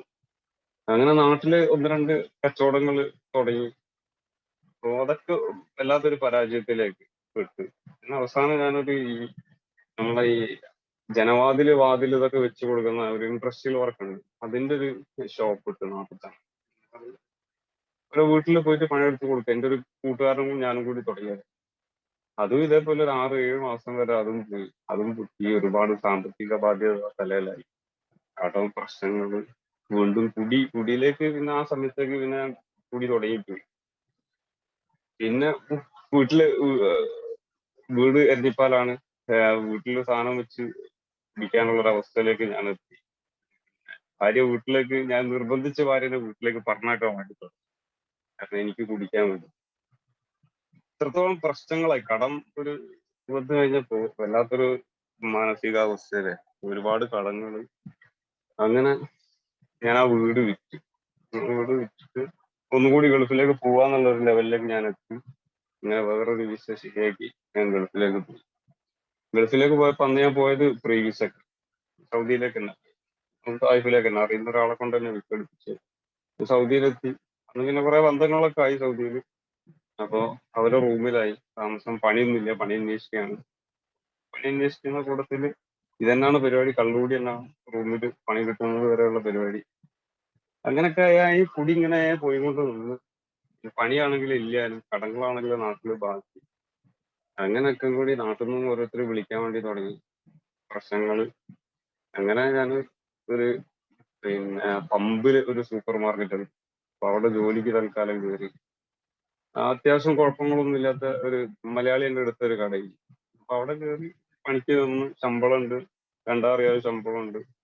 ഡെയിലി ഞാൻ എന്തെങ്കിലും 10, 50, 100 ഞാൻ അവിടെ തപ്പും ചെയ്യും. ഇങ്ങനത്തെ ഒരു രൂപത്തിലേക്ക് പോയത്. അപ്പൊ 6 മാസം അവിടെ പണിയെടുത്ത്, 6 മാസം കൊണ്ട് എന്റെ ഓണർ അനിയൻ വന്നു. ഞാൻ അവിടുന്ന് ആ പണി നഷ്ടപ്പെട്ടല്ല, അവിടെ ആള് വന്നപ്പോ എന്നോട് അവര് പോവാൻ വേണ്ടി പറഞ്ഞു. അങ്ങനെ വീണ്ടും ഞാൻ പണി അന്വേഷിക്കലായി. പണി അന്വേഷിച്ച് അങ്ങനെ ഒരു ടോയ്സിന്റെ വണ്ടിയിൽ കയറി. ടോയ്സിന്റെ വണ്ടിയിലൊക്കെ കുറച്ചു കാലം അങ്ങനെ പോയി. അവിടുന്ന് ഇതേപോലെ എന്റെ ഈ ഒന്നാമത്തെ ഈ പ്രശ്നം എന്ന് പറഞ്ഞാൽ സാമ്പത്തികം, നാട്ടിൽ ഒരുപാട് ബാധ്യത വന്നപ്പോൾ ആൾക്കാരെ വിളിക്കുക, എന്താ ചെയ്യേണ്ടതെന്ന് അറിയില്ല. അപ്പൊ കിട്ടുന്ന എവിടെന്ന് വെച്ചാല് ഞാൻ ഓരോ കമ്പനിയിലെ ബില്ല് ശരിയാക്കും, എന്നിട്ട് കഫീലെടുത്ത് കൊണ്ടു കൊടുക്കും, അത് അവിടെ ക്രെഡിറ്റ് ആന്ന് പറയും. എനിക്ക് റെഡി ക്യാഷ് കിട്ടിയിട്ടുണ്ടാവും, ഞാൻ കഫീല് ബില്ല് കാണിച്ചു കൊടുക്കും, അവിടെ പൈസ കിട്ടിയില്ല. ആ ബില്ല് കൂടി കൂടി കൂടി കൂടി ഒരു ദിവസം അവന്റെ അടുത്ത് വന്നു, ഞാനും വരാം, നമുക്കൊന്ന് പോയി വെക്കുക, പൈസ കിട്ടാനുള്ളതൊക്കെ. നാട്ടിൽ എന്റെ കൂടെ വന്ന സമയത്ത് പോയ ഒരു 5-8 ഷോപ്പിൽ എല്ലാരും പറയും ബില്ല് പേ ചെയ്താണെന്ന് പറഞ്ഞു. അവിടെയും ഒന്നിനും പറ്റാണ്ടായി. അങ്ങനെ ആ ജോലിയും പോയി. അങ്ങനെ വീണ്ടും വേറൊരു സൂപ്പർ മാർക്കറ്റിൽ തന്നെ ഒരാൾ നാട്ടിൽ പോവാൻ നിൽക്കുന്ന സമയത്ത് നടത്താനെടുത്ത സമയത്ത് അന്നാണെങ്കിൽ പ്രശ്നങ്ങളൊക്കെ ആണ് ഭയങ്കര. നാട്ടിലെ വിഷയങ്ങളും പെണ്ണിനായിട്ടുള്ള പ്രശ്നങ്ങളൊക്കെ. അങ്ങനെ ഒരു സ്വസ്ഥത ഇല്ല, എന്നിട്ടും എനിക്കൊരു സമാധാനം അവിടെ നിന്ന് കിട്ടുന്നില്ല. അങ്ങനെ അവസാനം ഞാൻ നാട്ടിലേക്ക് തന്നെ പോയി. നാട്ടിലേക്ക് വന്ന് വീണ്ടും ഇവിടെ വന്ന് ഇതന്നെ കുടി. ഇപ്പോഴും ഓരോ വിഷയങ്ങൾ കുടിയുമായിട്ട് ബന്ധപ്പെട്ടിട്ട് വരല്, കടക്കാര് തെരഞ്ഞു വരല്, വീട്ടിൽ നിൽക്കാൻ പറ്റുന്നില്ല, സമാധാനക്കേട്, സ്വസ്ഥത ഇല്ല. കുടി തന്നെ വൈകുന്നേരം വരെ കുടി. അങ്ങനെ ഒരു സമാധാനം ഇല്ലാതെ ഇങ്ങനെ പോകുമ്പോ ഞാനിവിടെ പല പരിപാടി നോക്കുന്നുണ്ട്. അപ്പൊ ഇതിലൊന്നും ഒരു മെച്ചം എനിക്ക് കാണുന്നില്ല. അങ്ങനെ നാട്ടില് ഒന്ന് പൊറുതി മുട്ടി, എന്താ പറയാ, വീട്ടില് ഭാര്യ തെറ്റിപ്പോയി, അവളെ വീട്ടിലായി. അങ്ങനെ നിൽക്കുന്ന സമയത്ത് എന്റെ ഒരു കൂട്ടുകാരൻ പറഞ്ഞ ഒരു വിസ ശരിയായിരിക്കും, എനിക്ക് ഇങ്ങോട്ട് തന്നെ പോരുന്ന പറഞ്ഞു. അങ്ങനെ വീണ്ടും ഞാൻ സൗദിയിലേക്ക് തന്നെ പോയി. ആ സൗദിയിലേക്ക് ഞാൻ പോണ നോക്കി ഞാൻ മനസ്സിൽ വിചാരിച്ച, ഒന്നെങ്കിൽ ഞാൻ നാട്ടിൽ ഇറങ്ങുന്ന സമയത്ത് പൈസ ആക്കിയിട്ടല്ല, ഇനി ഇറങ്ങൂല എന്നുള്ളൊരു ലെവലിലാണ് എന്റെ മനസ്സിലുള്ള ഉദ്ദേശം. സൗദിയിലെത്തി. സൗദിയിൽ ഇതേപോലെ എത്തിയ സമയത്ത് അവിടെ ഒരു സൂപ്പർ മാർക്കറ്റിൽ തന്നെ ജോലി കിട്ടി, കഫീലിന്റെ സ്പോൺസർ ഷോപ്പ് തന്നെ. അപ്പൊ അതിലൊന്നും വിഷയങ്ങളൊന്നുമില്ല, കാര്യങ്ങളൊക്കെ ഇന്റേതായിട്ടുള്ള ലെവലിൽ ഇങ്ങനെ പോകാൻ വേണ്ടി തുടങ്ങി. അങ്ങനെ പിന്നീട് ഈ കടങ്ങൾ നാട്ടിലുള്ളത് എനിക്ക് വല്ലാത്തൊരു ബാധ്യതയാണ്. അപ്പൊ എന്തെങ്കിലും ഒരു സ്വന്തമായിട്ടുള്ള ഒരു പരിപാടി വേണം തുടങ്ങണം എന്നുള്ളൊരു ലെവലിലേക്ക് ഞാൻ അങ്ങനെ എത്തിക്കിട്ടിയത്. ആദ്യം ഒരു ടോയ്സിന്റെ വണ്ടിയിൽ പോയി പരിചയമുണ്ട്, അപ്പൊ ടോയ്സ് ഇറക്കാന്ന് വിചാരിച്ചു. അങ്ങനെ അതിന്റെ വയ്യാലെ കുറെ നടന്നു, അത് നടന്നില്ല. അങ്ങനെ അവസാനം ഞാൻ എത്തിപ്പെട്ട് ചിക്കന്റെ പരിപാടിക്ക്, കോഴിന്റെ ഫ്രോസന്റെ ചിക്കന്റെ ഒരു പരിപാടി സ്റ്റാർട്ട് ചെയ്യാന്നുള്ളൊരു. അങ്ങനെ ഞാൻ ഈ പരിപാടിക്ക് വേണ്ടിയിട്ട് പല സ്ഥലത്തും കമ്പനി പോകും, അന്വേഷിക്കും. രണ്ട് ഓപ്ഷൻ എന്റെ മുമ്പ്, ഒന്ന് ഈ ചിക്കന്റെ പരിപാടി നോക്കാം, അല്ലെങ്കിൽ ഒരു മീനിന്റെ പരിപാടി നോക്കാം.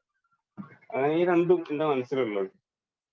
അങ്ങനെ ഇതിന് വേണ്ടിയിട്ട് ഞാനൊരു 3 മാസം വരെ അതൊന്ന് പഠിക്കാൻ വേണ്ടിയിട്ട് അങ്ങനെ നടന്നു. അതിന്റെ കൂടെ കുടി നടക്കുന്നുണ്ട്. ആ പരിപാടിക്ക് ഇറങ്ങി. കുഴപ്പങ്ങളൊന്നുമില്ല, ഞാൻ കച്ചവടങ്ങളൊക്കെ തുടങ്ങി. അങ്ങനെ ഞാൻ തുടങ്ങി വെച്ച പരിപാടി കോഴിന്റെ പരിപാടി. കോഴിന്റെ പരിപാടിക്ക് ഞാൻ തുടങ്ങിയ സമയത്ത് ഞാൻ ഇതേപോലെ കമ്പനിയിൽ എനിക്കൊരു അഫ്ഗാനി സാധനം തരും. ഈ അഫ്ഗാനി സാധനം തരുമ്പോൾ ആദ്യം എന്നോട് ബില്ലാക്കാൻ വേണ്ടി പറയും. ഈ ബില്ലാക്കാൻ വേണ്ടി പറയുന്ന സമയത്ത് ഈ നോമ്പൊക്കെ വരുമ്പോ എന്നോട് വിളിച്ച് പറയും, വില കുറയാൻ പോകുന്നുണ്ട്, ഇപ്പോഴേ വില കൂടാൻ പോകുന്നുണ്ട്, ഇപ്പോഴേ ബില്ലാക്കി വെച്ചോ, അപ്പോഴേക്കും നിനക്ക് നോമ്പാകുമ്പോൾ ഈ വിലക്ക് തന്നെ സാധനം കിട്ടും, നോമ്പാകുമ്പോൾ വില കൂടും. അപ്പൊ ഞാൻ ഇതേപോലെ സാധനങ്ങൾ അഡ്വാൻസ് ആയിട്ട് ബില്ല് എഴുതാനുള്ള പൈസകളൊക്കെ അവരെ കയ്യിൽ ഞാൻ കൊണ്ടു കൊടുക്കും. അങ്ങനെ ആയിട്ട് കുഴപ്പങ്ങളൊന്നും ഇല്ല, കച്ചവടങ്ങളൊക്കെ ഇങ്ങനെ പോകുന്നുണ്ട്. എനിക്ക് നാട്ടിലെ ബാധ്യതകളൊക്കെ തീർന്ന് ഞാൻ സ്ഥലം വാങ്ങി, നാട്ടില് പ്രശ്നങ്ങളൊന്നും ഇല്ലാത്ത രൂപത്തിൽ പൈസ ഒക്കെ വരാൻ വേണ്ടി തുടങ്ങി. നല്ലതില്ലായി. ഇതുപോലെ ഞാനൊരു നോമ്പിന്റെ ടൈമില് ഇപ്പോ ഇവന്റെ വിളിച്ച് പറഞ്ഞു, ഇങ്ങനെ കോഴിക്ക് വില കൂടും, എന്തായാലും ഇപ്പൊ ബില്ലാക്കി വെച്ചോന്ന് പറഞ്ഞു. ഞങ്ങൾക്ക് ആയിക്കോട്ടെന്ന് പറഞ്ഞു. ഞാൻ അവിടുന്ന് ഇവിടുന്ന് പിന്നെ പല ആൾക്കാരെടുത്തു, എന്റെ കഫീലെടുത്തു പൈസ ഒക്കെ വാങ്ങി.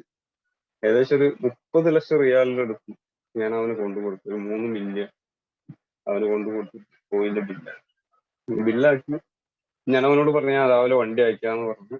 ഞാൻ രാത്രി അവിടുന്ന് കൊണ്ട് പോകും. ഞാൻ റൂമിലെത്തി കിടന്നുറങ്ങി.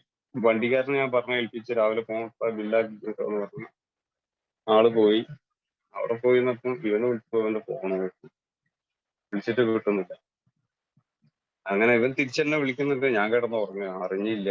അങ്ങനെ ഞാനൊരു 11:30 മണിയൊക്കെ ആകുമ്പോഴൊക്കെ എണീച്ച് നോക്കുമ്പോൾ ഇവന്റെ കുറെ മിസ് കോള് കാണുന്നു. ഞാൻ തിരിച്ചു വിളിച്ചിട്ടുണ്ടായിരുന്നു.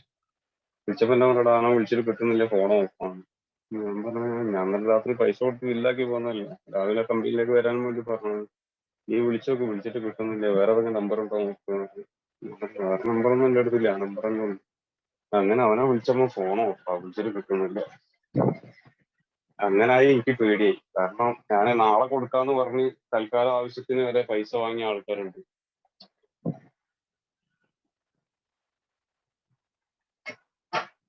വിളിച്ചിട്ട് കിട്ടുന്നില്ല, ആകെ പ്രശ്നം. അങ്ങനെ ഞാൻ എന്ത് ചെയ്തു, എന്റെ ഫോൺ ഓഫാക്കി. വേറെ എനിക്ക് ആൾക്കാരെ വിളിക്കുമ്പോൾ എനിക്ക് ഒരു ഉത്തരം പറയാനും ഇല്ല, പേടിയാവാൻ തുടങ്ങി. അങ്ങനെ ആ പൈസ കിട്ടുന്നില്ല. അങ്ങനെ കുറെ കാലം ഞാൻ ഇങ്ങനെ കുറച്ചു കാലം ഇങ്ങനെ ആ കടത്തിന്റെ മുകളിലുള്ള പ്രശ്നം കൊണ്ട് ഇങ്ങനെ ആ ബാധ്യത എനിക്ക് തീർക്കാൻ വേണ്ടി പറ്റുന്നതില്ല. അങ്ങനെ കടം കൂടി. ഞാൻ പലിശക്ക് വാങ്ങിയ പൈസകളുണ്ട്, അതേപോലെ ലാഭം ഞാനിപ്പോ ഇത്ര എടുത്ത് ഇത്ര രാത്രിയാകുമ്പോഴത്തേന് ഇത്ര കൂട്ടിത്തരാന്ന് പറഞ്ഞ് വാങ്ങിയ പൈസകളുണ്ട്. ഇതൊക്കെ കൂടെ വലിയൊരു ബാധ്യതയായി എന്റെ തലയിൽ. ഒരു 10-35 ലക്ഷം റിയാലിന്റെ അടുത്ത് ബാധ്യതയായി. അങ്ങനെ ഞാനിങ്ങനെ വിചാരിച്ചു എങ്ങനെ ഇപ്പൊ തീർച്ചയായും പ്രശ്നങ്ങളാണ്, ഒരു മാർഗം എന്റെ മുന്നിലില്ല. ഈ ഒരു കേസ് അല്ലാണ്ട്, ഈ ഒരു കോഴിന്റെ പരിപാടി അല്ലാണ്ട് വേറൊരു കാര്യം എനിക്ക് അറിയില്ല. അങ്ങനെ എന്തോ ഒരു ഭാഗ്യത്തിന് ഒരു ദിവസം അതേപോലെ ഞാൻ എന്റെ കുറെ കാലങ്ങൾ കഴിഞ്ഞ് ഞാൻ പല ആൾക്കാർക്ക് അവിടുന്ന് തിരിച്ച് ഇവിടുന്ന് തിരിച്ചൊക്കെ ഇങ്ങനെ അങ്ങോട്ടും ഇങ്ങോട്ടും റോൾ ചെയ്തിട്ട് പല കേസുകളും നിലനിർത്തി കൊണ്ടുപോകുന്നുണ്ട്. അപ്പോഴൊക്കെ ഈ എമൗണ്ടിന്റെ കേസ് ഇങ്ങനെ കൂടി കൂടി വരിക. കാരണം ഞാൻ വേറൊരു രൂപത്തിലല്ല, അവിടുന്ന് കടം വാങ്ങിയിട്ട് അവിടുന്ന് പൈസ എടുത്തിട്ടൊക്കെയാണ് ഈ കടം തീർക്കാൻ വേണ്ടി നിൽക്കുന്നത്. അപ്പോഴൊക്കെ ഈ തലവേദന ഒക്കെ ഉണ്ട്, പ്രശ്നങ്ങളുണ്ട്, നമുക്ക് നല്ല പൊടിയുണ്ട്. വല്ലാത്തൊരു, കാരണം ഞാൻ ഈ കടക്കാരൊക്കെ വിളിക്കുന്ന സമയത്തൊന്നും ചില സമയത്ത് ഫോൺ എടുക്കൂല. ഞാൻ വിളിച്ച് അവരൊക്കെ വിളിച്ച് നിൽക്കുന്ന സമയത്തൊന്നും ഫോൺ എടുക്കൂല. ഞാൻ 2-3 അടിച്ചു കഴിഞ്ഞാൽ തിരിച്ചങ്ങോട്ട് വിളിക്കും. അപ്പൊ എനിക്കൊരു പവർ കിട്ടുള്ളൂ, അവരോട് സംസാരിക്കാനുള്ള ഒരു ധൈര്യം എനിക്ക് കിട്ടും. അപ്പൊ അങ്ങനെ അങ്ങോട്ട് സംസാരിച്ച് ഓരോ കാര്യങ്ങളും നിലനിർത്തി കൊണ്ടുപോയി കൊണ്ടുപോയി കൊണ്ടുപോയി കൊണ്ടുപോയി വലിയൊരു ബാധ്യത എന്റെ തലയിലേക്കായി. പലതും കേസായി, കേസ് കൊടുത്ത് ഒരു 3-4 മാസം വരെ ഞാൻ ഉള്ളിലൊക്കെ കിടന്നിട്ടുണ്ട്, കടത്തിന്റെ പ്രശ്നങ്ങൾ. അങ്ങനൊക്കെ കൂടെ ആയി. എന്റെ സ്പോൺസർ ഇതേപോലെ ഒരു ദിവസം എന്നെ ജവാസത്ത് അവിടുന്ന് പിടിച്ച് ഞാൻ ജയിലിലായി.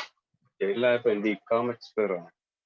അപ്പോ അവര് എന്റെ ഐഡിയിൽ നോക്കുന്ന സമയത്ത് എന്റെ പേരിൽ 3 കേസ് ഓൾറെഡി കിടക്കുന്നുണ്ട്. അപ്പോ ഞാൻ പറഞ്ഞത് കേസ് കിടക്കുന്നതാണ്, ഇത് പൈസന്റെ ഇടപാടാണ്. അങ്ങനെ അവര് കഫീലിനെ വിളിപ്പിച്ച് കഫീലിനെത്തി ഞാൻ കാര്യങ്ങൾ പറഞ്ഞു. കഫീലിനോട് കാര്യങ്ങൾ പറഞ്ഞപ്പോൾ കഫീൽ പറഞ്ഞു, നീ എന്താ ആദ്യം പറയാന്ന് ചോദിച്ചു. അപ്പൊ ഞാൻ നിനക്ക് ഓൾറെഡി പൈസ തരാനുള്ള ആളാണ്. അപ്പൊ എല്ലാരും പൈസക്ക് നിർബന്ധിക്കുമ്പോ പേടി, എനിക്കും ഒന്നും അറിയുന്നില്ല. കാരണം 10-30 വയസ്സൊക്കെ ആവുന്ന ആയിക്കോളൂ. അല്ലാത്തൊരു പേടി, ബാധ്യത അങ്ങനെ കൂടിയ സമയത്ത് ഇങ്ങനെ അവൻ പറഞ്ഞ് കടക്കാരൊക്കെ വിളിക്കുന്നത് കൊടുക്കാനുള്ള, ഇനി നമുക്ക് ടൈം വാങ്ങാം, അല്ലാതെ വേറെ ഓപ്ഷൻ ഒന്നുമില്ല. അങ്ങനെ വാങ്ങി എല്ലാരും വിളിച്ച് കാര്യങ്ങളൊക്കെ സെറ്റിലായി. ഇക്കാമ പുതുക്കി. പിന്നെ അവനോട് ചോദിച്ചു നിനക്ക് എത്ര പൈസ വേണം, എന്താണ് പരിപാടി ഇനി അടുത്ത്. ഞാൻ പറഞ്ഞു എനിക്ക് അറിയുന്ന ഒരു പരിപാടി തന്നെ ഉള്ളൂ. കോഴിന്റെ ഈ സൂപ്പർ മാർക്കറ്റ് ഏതെങ്കിലും പക്കാലകൾ ഗ്രോസറിന്റെ ഷോപ്പ് തുറന്നു കഴിഞ്ഞാലും ഇത്ര ഒരു പ്രോഫിറ്റ് കിട്ടുക അങ്ങനത്തെ കാര്യങ്ങളൊന്നുമില്ല. ഇതാകുമ്പോൾ ഞാൻ എപ്പോഴും ചിന്തിക്കുന്ന എന്റെ കടങ്ങൾ ഞാൻ തീർക്കാനുള്ള ഒരു രൂപത്തിലേക്കാണ്. ചുരുക്കി പറഞ്ഞാല് കഫീല് കുറച്ച് പൈസ എന്നെ സഹായിച്ചു വിട്ട് പരിപാടി സ്റ്റാർട്ട് ചെയ്തു. ഞാൻ ഒറ്റക്ക് തന്നെ സാധനങ്ങൾ അവിടെ പോയി എടുത്ത് കട ചെറിയ ചെറിയ കടകളിലൊക്കെ കൊടുക്കാൻ വേണ്ടി തുടങ്ങി. അങ്ങനൊക്കെ കൂടിയായി. കുഴപ്പങ്ങളൊന്നും ഇല്ലാത്ത രൂപത്തിൽ പോയി തുടങ്ങി.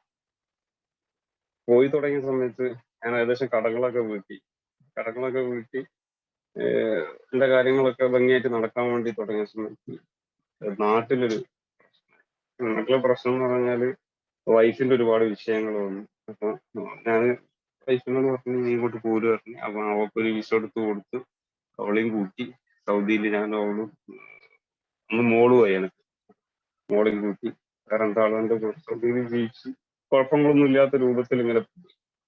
ഈ പോണ സമയത്ത് എന്റെ ഒരു പാർട്ണർ ഉണ്ട് തൃശ്ശൂരുള്ള. അപ്പോ എന്റെ വൈഫ് വന്ന സമയത്ത് ഞാൻ മോക്കൊരു സൈക്കിൾ വാങ്ങി.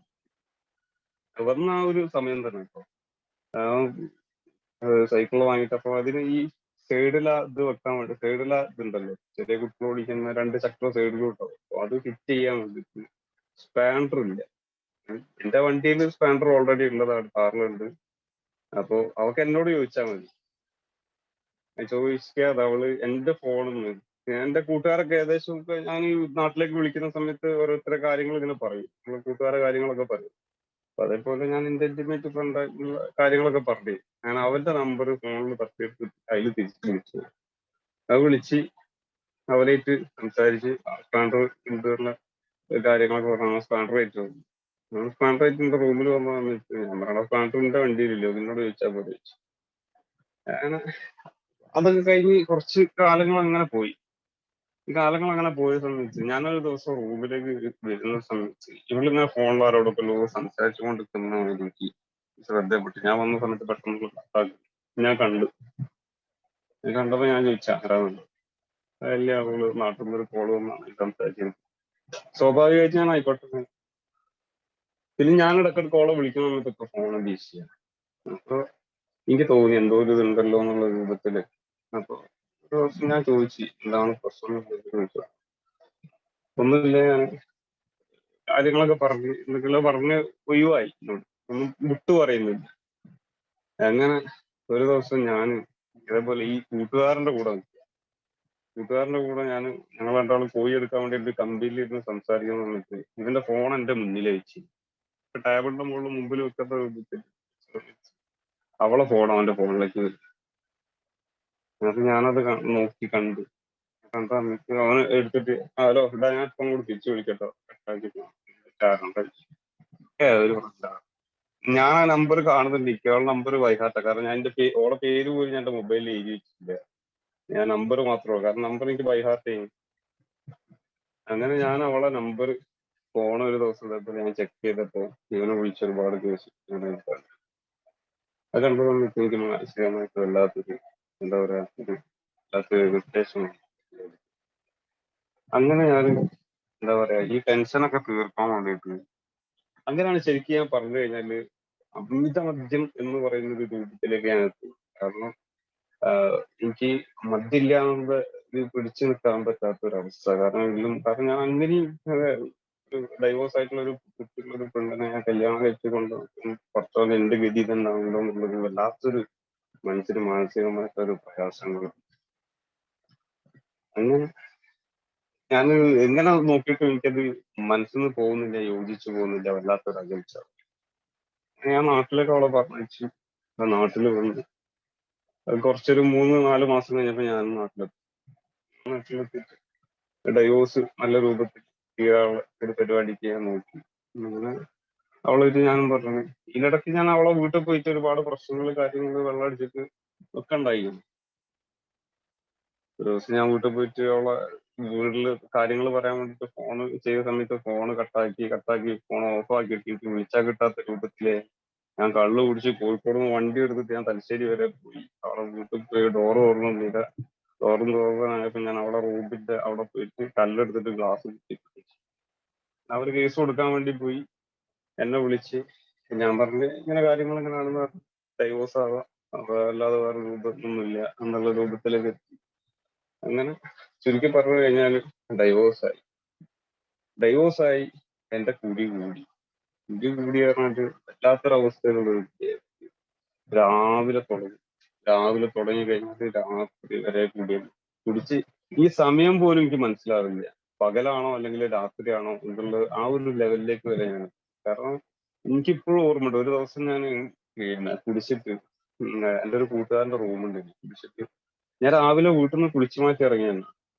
ഞാൻ രാവിലെ തന്നെ കുടിച്ച് ഏഹ് ഒരു 9, 9:30 ആയിട്ടുള്ളൂ. അപ്പോൾ ഞാൻ വാച്ചിൽ നോക്കുമ്പോൾ ഒന്നായിട്ട് പിന്നെ മഞ്ഞ് മൂടി കെട്ടി നിൽക്കുന്ന മാതിരി മഴക്കാറുള്ള ടൈമിൽ ഞാൻ വിചാരിക്കുന്നത് രാത്രി ആയല്ലോ പടച്ചോനെ. ഞാൻ എത്ര നേരമായി അവിടെ വന്നിട്ട് എന്നുള്ള ചിന്ത വരെ എനിക്ക് ഉണ്ടായിട്ടുണ്ട്. സത്യത്തിൽ ബോധമില്ലാത്ത വല്ലാത്തൊരു ഭ്രാന്തമായിട്ടുള്ള ഒരു അവസ്ഥയിൽ എത്തിച്ചു.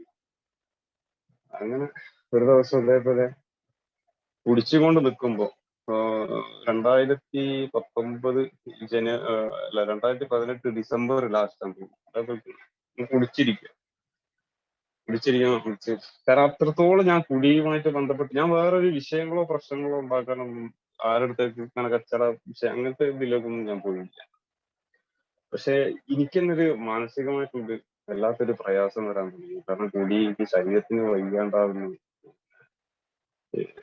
എനിക്ക് എന്ത് ഒരു കാര്യത്തിനാണെങ്കിലും എനിക്ക് മദ്യമില്ലാണ്ട് പിടിച്ചു നിൽക്കാൻ പറ്റാത്തൊരവസ്ഥ.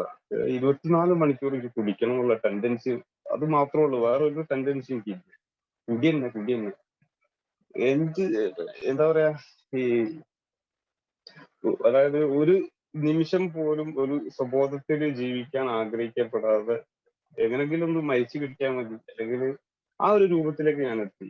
ആത്മഹത്യ ചെയ്യുക അങ്ങനെ അതൊക്കെ ചിന്തിക്കാൻ വേണ്ടി മരണം എന്നുള്ള ഒരു കേസ് കാരണം ഇനി ഞാൻ ജീവിച്ചിട്ട് കാര്യമില്ല. കാരണം എനിക്ക് എല്ലാം നഷ്ടപ്പെട്ടു. കുടുംബം നഷ്ടപ്പെട്ടു, എന്റെ കുടി കൊണ്ട് എന്റെ ശരീരം നഷ്ടപ്പെട്ടു. അങ്ങനത്തെ വല്ലാത്തൊരു അവസ്ഥയിൽ ഞാൻ ഒട്ടി ഒലിഞ്ഞ് അതായത് മെലിഞ്ഞുണങ്ങി എന്നായിട്ട് എന്തോ ഒരു കോലില്ലാത്തൊരു അവസ്ഥയിൽ. കാരണം ഞാൻ എന്റെ പഴയ ഫോട്ടോയും ഇപ്പോഴുള്ള ആ ഒരു മുഖം ഞാൻ കണ്ണാടിയിൽ നോക്കുമ്പോൾ സത്യത്തിൽ എനിക്ക് തന്നെ കരച്ചിൽ വരും. കാരണം അത്രയും ഞാൻ ഒട്ടി പോയിട്ട് മുഖമൊക്കെ വല്ലാത്തൊരു ചോന്ന് അതായത് മുഖം നന്നായിട്ട് പഴുത്തിട്ട് വല്ലാത്തൊരു അവസ്ഥയില്. അങ്ങനെ ഒരു ദിവസം ഇതേപോലെ ഞാൻ കോഴിക്കോട് തിരുവണ്ണൂർ അമ്പലത്തിന്റെ അവിടെ നടക്കിൽ ഇരുന്നിട്ട് ഇങ്ങനെ ന്യൂ ഇയറിന്റെ തലേന്ന് ഡിസംബർ 30 കുടിക്കുന്ന സമയത്ത് ഞാനിങ്ങനെ ആലോചിക്കുകയാണ്. അപ്പം അവിടെ എന്റെ അടുത്ത് ഒരു കുളമുണ്ട്. ഞാൻ വിചാരിച്ചു ഈ കുളത്തിനെ കൊണ്ട് ചാടിയാലോ. ഞാൻ എന്റെ കയ്യിൽ കുപ്പിയുണ്ട്. ഞാൻ കുപ്പിയും പിടിച്ചിട്ട് നടക്കുക കുളത്തിന്റെ അങ്ങോട്ട്. അവിടെ ആൾക്കാർ ഗാനമേളമുണ്ട്, ജഗപുക ഉണ്ടാക്കുന്നുണ്ട്, പടകം പൊട്ടിക്കുന്നുണ്ട്, പല കേസും അതിന്റെ കൂടെ തന്നെ ഞാൻ ഇങ്ങനെ പോവുക. അപ്പൊ എന്റെ ഒരു കൂട്ടുകാരൻ ചോദിച്ചു എങ്ങോട്ടാണ്. നമ്മളൊന്നുമില്ല, കുളത്തിന്റെ അടുത്ത് പോയിരിക്കാൻ വേണ്ടി കുറച്ചേരം അവിടെ പോയിരിക്കട്ടെ. അങ്ങനെ എന്താ പറയുക അവൾക്ക് എന്തോ എന്റെ ഒരു സംസാരത്തിൽ എന്തോ ഒരു പന്തികേട് തോന്നിയത്. കാരണം ഞാൻ കരയുന്നുണ്ട്, കണ്ണെന്നൊക്കെ എന്റെ കണ്ണെന്ന് ഇങ്ങനെ വെള്ളം വരുന്നു. ഞാനിങ്ങനെ ഈ ഡൈവോഴ്സിന്റെ കേസ് എന്റെ മനസ്സിലുണ്ട്. കാരണം കുടിക്കാൻ എനിക്ക് അന്നത്തേക്കുള്ളൊരു വല്ലാത്തൊരു കാരണം തന്നെയായിരുന്നു. കാരണം വല്ലാതെ എനിക്ക് കാലങ്ങളോളം ഉണ്ട് ആ ഒരു പ്രശ്നം. ഞാൻ കുളത്തിന്റെ അടുത്ത് എത്തി അവിടെ കുറച്ച് നേരം ഇരുന്ന്. അപ്പം കുറച്ച് കഴിഞ്ഞപ്പോ തന്നെ അവന് പറഞ്ഞ് ഇവിടെ ഇരിക്കട്ടെ, നമുക്ക് ഇരിക്കാം. അങ്ങനെ കൂട്ടിക്കൊണ്ട് ഞാൻ പറയാം എടാ എങ്ങനെയെങ്കിലും ഈ കൂടിയൊന്നും നിർത്തും, നിർത്തിയില്ലാണ്ടെങ്കിൽ ഒന്നും ഞാൻ മരിച്ചു. എനിക്ക് ജീവിക്കാൻ വലിയ ആഗ്രഹമൊന്നും കിട്ടുന്നില്ല. അങ്ങനെ കുറെ അവിടുന്ന് കുറെ ഉപദേശങ്ങൾ ഇങ്ങനെ കിട്ടി. അങ്ങനെ ഞാൻ ഇതിന്റെ ഇടയ്ക്ക് ഈ നിർത്തണം എന്നുള്ള ആഗ്രഹം എനിക്ക് കുറെ മുന്നേ അങ്ങനെ മെല്ലെ മെല്ലെ എന്റെ മനസ്സിൽ വരാൻ വേണ്ടി തുടങ്ങി. അപ്പൊ അതേപോലെ ഞാൻ കണ്ണൂരിന്ന് ഇവിടുന്ന് ഞാൻ വരിക. അപ്പൊ എരഞ്ഞിപ്പാലം സിഗ്നലിന്റെ അടുത്ത് വണ്ടി നിന്നപ്പോ ഞാൻ അതേപോലെ വെറുതെ നോക്കിയത്. അപ്പൊ ഇങ്ങനെ അവിടെ ബോർഡ് എഴുതി വെച്ചിരുന്നു, മദ്യപാനം നിങ്ങൾക്കൊരു പ്രശ്നമാണ്, ഏഹ് വഴിയുണ്ട് എന്നൊക്കെ പറഞ്ഞിട്ട് അവിടെ ഒരു ഹോസ്പിറ്റലിലെ ആ ഒരു സുരേഷ് കുമാർ ഡോക്ടർ എടുത്ത്. അങ്ങനെ ഞാൻ അവിടെ ഒരു ദിവസം അതേപോലെ ദിവസം എന്ന് പറഞ്ഞാല് ഈ ഒരു പിന്നെ ജനുവരി 2-ാം തീയതി 3-ാം തീയതി അവിടെ പോയി. അവിടെ പോയപ്പോ രാവിലെ പോണത്, ഡോക്ടർ എത്തിയില്ല. ഞാൻ നല്ല തരിപ്പുക. അപ്പൊ അവിടുത്തെ സെക്യൂരിറ്റിക്കാരുണ്ട്. ഞാൻ വണ്ടിന്ന് അവിടെ വന്നിട്ട് നേരെ കാറായിട്ട് മുന്നിൽ വന്ന് നിർത്തി സെക്യൂരിറ്റിക്കാരെ നോക്കുന്നുണ്ട്. ഞാൻ നല്ല ആടി നല്ല മൂഡിലാണ് വരുന്നത്. അങ്ങനെ അയാൾ പിടിച്ച് ഇരിക്കവിടെ. എന്താ ചോദിച്ചാൽ ഞാൻ പറഞ്ഞു ഡോക്ടറിനെ കാണണം. ഡോക്ടർ വരാനായി. ഞാൻ സത്യത്തിന് ഇന്റെ കഥ ഞാൻ കള്ളു കൂടി തുടങ്ങിയ വെച്ചിട്ട് ആ നിമിഷം വരെയുള്ള കഥ ആ സെക്യൂരിറ്റിക്കാരുടെ അടുത്ത് അവിടെ ഞാൻ കരഞ്ഞു പറഞ്ഞു. അങ്ങനെ അയാൾ എന്നെ പറഞ്ഞു വീട്ടിൽ ആരൊക്കെയുള്ള ആളുണ്ട്, ആരോടെങ്കിലും ഒന്ന് വരാൻ വേണ്ടി പറയുമായിരുന്നു. പിന്നെ ഞാൻ ഇങ്ങനെ വിളിച്ച് അനിയൻ വന്നു. ഡോക്ടർ ട്രീറ്റ്മെന്റ് അന്ന് 20 സെറ്റ് ട്രീറ്റ്മെന്റ് അവിടെ കിടന്ന് ഞാൻ പുറത്തിറങ്ങുന്ന സമയത്ത് മുഖമൊക്കെ തുടിച്ച് നല്ല വെളുത്ത് ഒരു പഴയ ഒരു രൂപത്തിലേക്ക് കിട്ടിയപ്പോൾ തന്നെ എനിക്ക് മനസ്സിന് ഭയങ്കര സന്തോഷം. ഞാൻ അവിടെ പിന്നെ ഇതേപോലെ എന്റെ മീറ്റിംഗ് ഒക്കെ അവിടെ വരും. അപ്പൊ വരുമ്പോ അവിടെ എനിക്കൊരു കാർഡൊക്കെ തന്നിന് വിളിക്കാൻ വേണ്ടിട്ട്. എനിക്ക് എന്താ മീറ്റിംഗ് ഏതാവുമ്പോ എനിക്കറിയാം. അങ്ങനെ ഞാൻ വീട്ടിലെത്തി പിന്നെ വീട്ടിൽ തന്നെ, ഞാൻ അങ്ങോട്ട് പോകുന്നില്ല. അപ്പൊ അതിന്റെ ഇടയ്ക്ക് ഞാൻ പിന്നെ മൈസൂരിന്റെ ഒരു ക്രഷർ എടുത്തു. കാരണം എനിക്ക് ഒറ്റയ്ക്ക് ഒരു ബിസിനസ് കൊണ്ടു നടക്കാൻ പറ്റില്ല എന്നുള്ളൊരു രൂപം എനിക്ക്. അപ്പൊ തുടക്കത്തില് ഞങ്ങൾ 3 പാർട്ണറാണ്, ഞാനും എൻ്റെ ഒരു സുഹൃത്തും വേറൊരു കമ്പനിയിലെ 3 ആള്. അപ്പൊ 4 മാസം ഒരാള് ഇങ്ങനെ നിൽക്കല്. അപ്പൊ ഇന്റെ 4 മാസം ഞാന് അവിടെ പോയി നിന്ന സമയത്ത് ഇതേപോലെ തന്നെ അവസ്ഥ. കാരണം തുടക്കത്തിലൊക്കെ ഞാൻ അവർക്ക് എന്താണ് ഒരാളായിട്ട് ഇങ്ങനെ നിന്ന്. പിന്നെ അവരിതേപോലെ പണി കഴിഞ്ഞ് കഴിഞ്ഞാല് വൈകിട്ട് രണ്ടെണ്ണം അടിക്കും. ആ ഒരു രൂപത്തിലുള്ള ഒരു ഡീൽ ചെയ്തത്. ഞാനും കൂടി അവിടെ കൂടി ചേർന്ന സമയത്ത് പകല് തൊട്ടിട്ട് തന്നെ എല്ലാവരും കഴിയാൻ ആ ഒരവസ്ഥയിലേക്ക് ഞാൻ പ്രഷർ എത്തിച്ച് അവിടെയുള്ള ആൾക്കാർ എത്തിച്ച്. പിന്നെ ഒരു ദിവസം ഇതേപോലെ ഇവര് എന്തോ ഒരു ആവശ്യത്തിന് ബാംഗ്ലൂർ പോണ സമയത്ത് പ്രഷറിൽ വെറുതെ വന്നു. ഞാൻ പണിക്കാർ കിടക്കുന്ന അവരെ ഷെഡില് ഞാൻ നിലത്തൊരു തുണി വിരിച്ചിട്ട് എന്റെ പാന്റും ഷർട്ടിൽ ഞാൻ ഇന്നലെ ഭക്ഷണം കഴിച്ചിട്ട് കറിന്റെ കറണ്ട് വെള്ള ഷർട്ടിൽ ഒന്നായിട്ട് ചളിയാണ്. ആ ഒരു അവസ്ഥയിൽ അവരെന്നെ കണ്ടപ്പോ എന്താണ് എന്റെ കോലം നോക്കി. ഞാനൊന്നുമില്ല, കുളിച്ചു മാറ്റി, അവർക്ക് കുളിച്ചു മാറ്റി ഇനി വണ്ടിയിലിട്ട് അവർ പോയി. ഇപ്പോൾ നാട്ടിലെത്തിയിട്ട് എന്നോട് പറഞ്ഞു പരിപാടി ശരിയാവില്ല, ഒന്നെങ്കിൽ ഈ ഒഴിവാകുക, ഇല്ലാന്നുണ്ടെങ്കിൽ ഇനി അങ്ങോട്ട് വരണ്ട. ആയിക്കോട്ടെ, ഞാൻ വരുന്നില്ല. അങ്ങനെ അതൊരു മാസം ഒരു ഇതിൽ കിട്ടുന്ന ഇതിലൊക്കെ ആയി. അങ്ങനെ നിന്ന് അങ്ങനെ പോരുന്ന സമയത്താണ് ഞാൻ ഈ ഹോസ്പിറ്റലിൽ ട്രീറ്റ്മെന്റിന് പോണത്. അത് പോയി ഞാൻ രണ്ടാമത് ട്രീറ്റ്മെന്റ് ഒക്കെ കഴിഞ്ഞ് വീട്ടിലെത്തി ഇറങ്ങി. കുഴപ്പങ്ങളൊന്നുമില്ല. അങ്ങനെ തുടർച്ചയായിട്ട് പോയി. മീറ്റിങ്ങിനൊന്നും ഞാൻ പോയില്ല, കാരണം ഇവിടുത്തെ കാർഡുണ്ട്, ഞാൻ ആരും വിളിക്കാനോ പിടിക്കാനോ.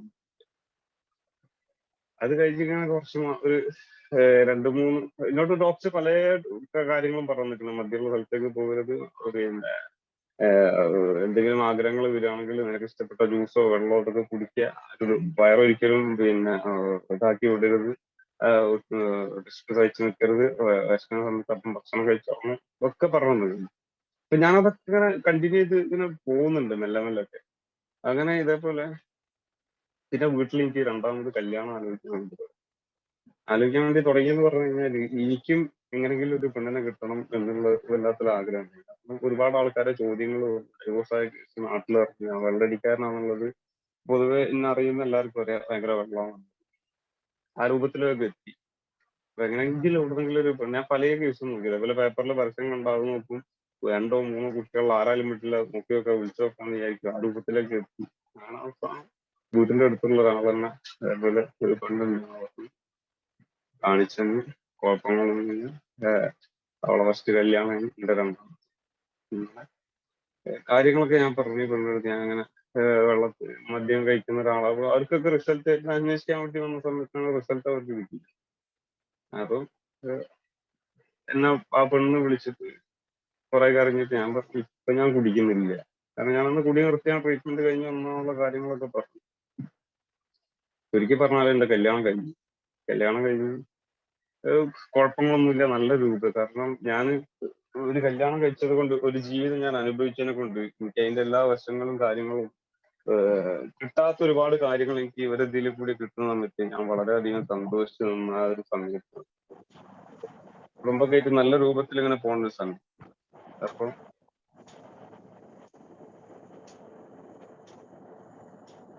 ഹലോ, പറയൂ കേൾക്കുന്നുണ്ട്, പറഞ്ഞോ. അതിനുള്ള കൂടി സൗണ്ട് കേൾക്കുന്നത്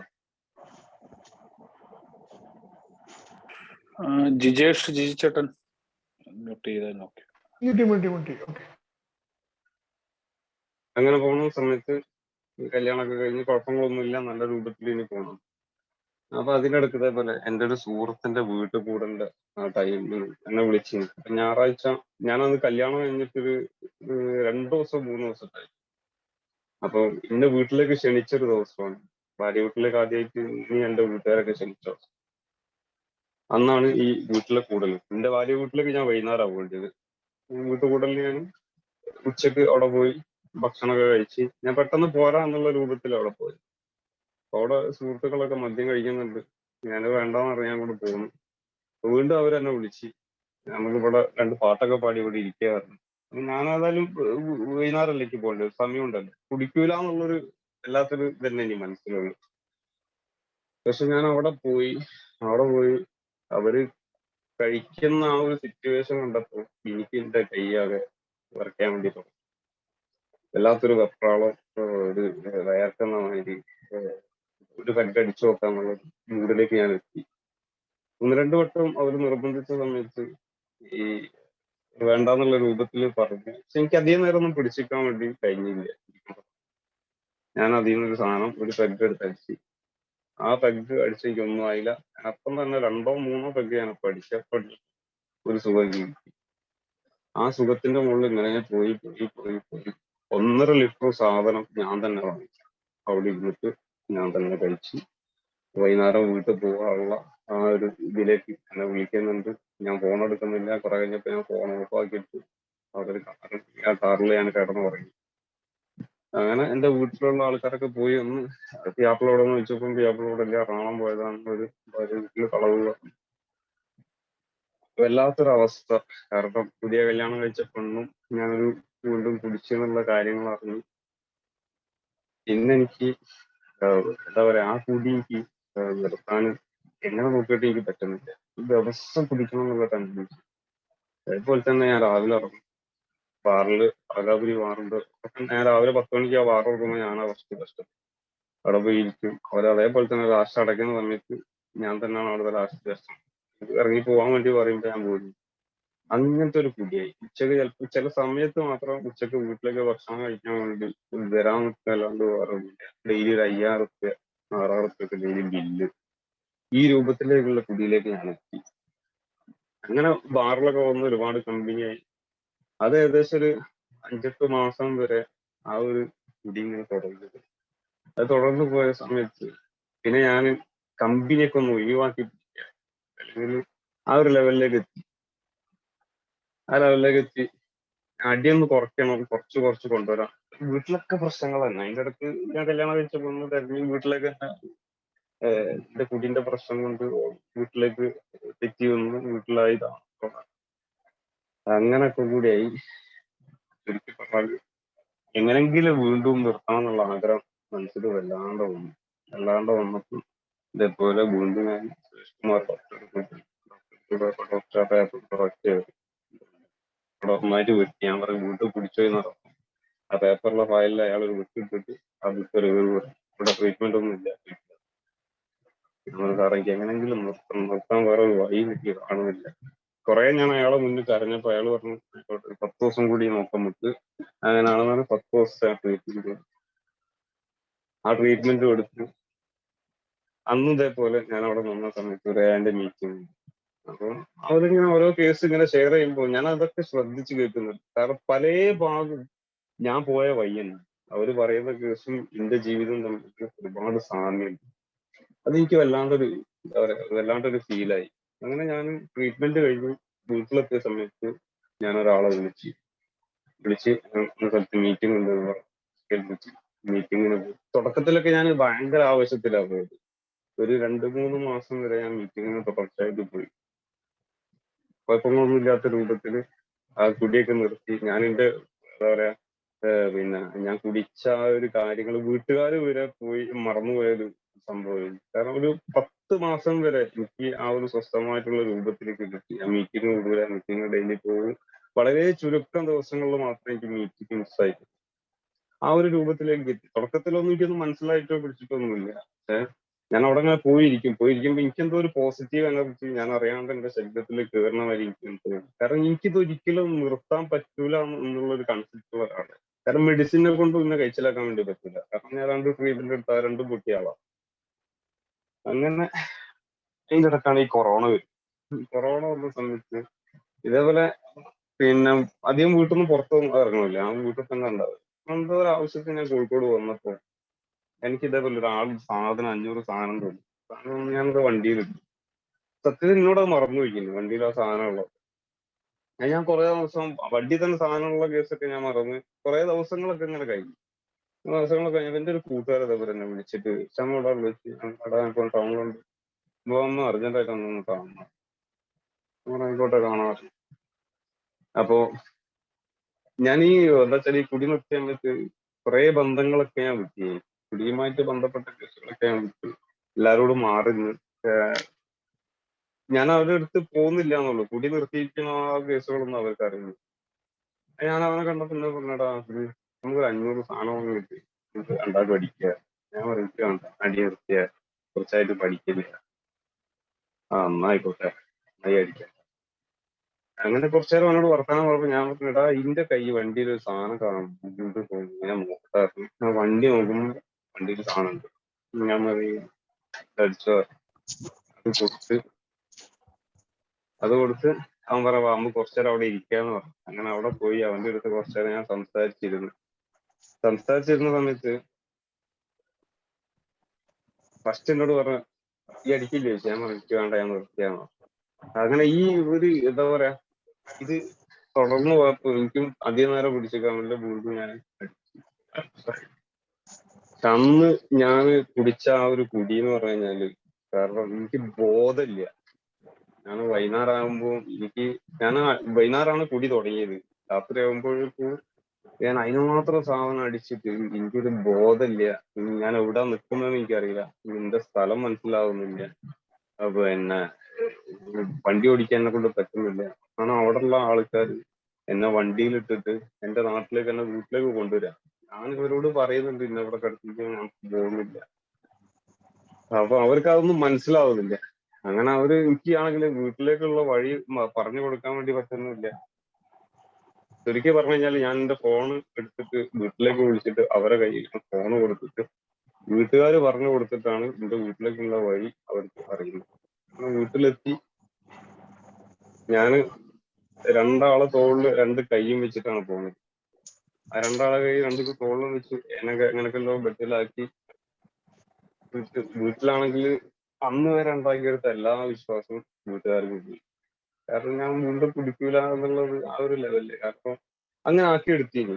വീട്ടില് ഞാൻ കയറിയപ്പോ രാത്രി പാതിരാത്രിക്കാണെങ്കിൽ ഞാൻ കുടിച്ചിട്ടല്ല വരിക എന്നുള്ളൊരു ചിന്തയായി. പക്ഷെ വീണ്ടും തെറ്റി പോയി. അങ്ങനെ ആ കുടി ഞാൻ എന്താ പറയാ, കുറെ കാലങ്ങളോളം എൻ്റെ ഒരു സുഹൃത്തിന്റെ വർക്ക്ഷോപ്പ് ഉണ്ട്. ആ വർക്ക്ഷോപ്പിലൊരു കുടിയിനി അവസാന ഘട്ടത്തിലുള്ളത്.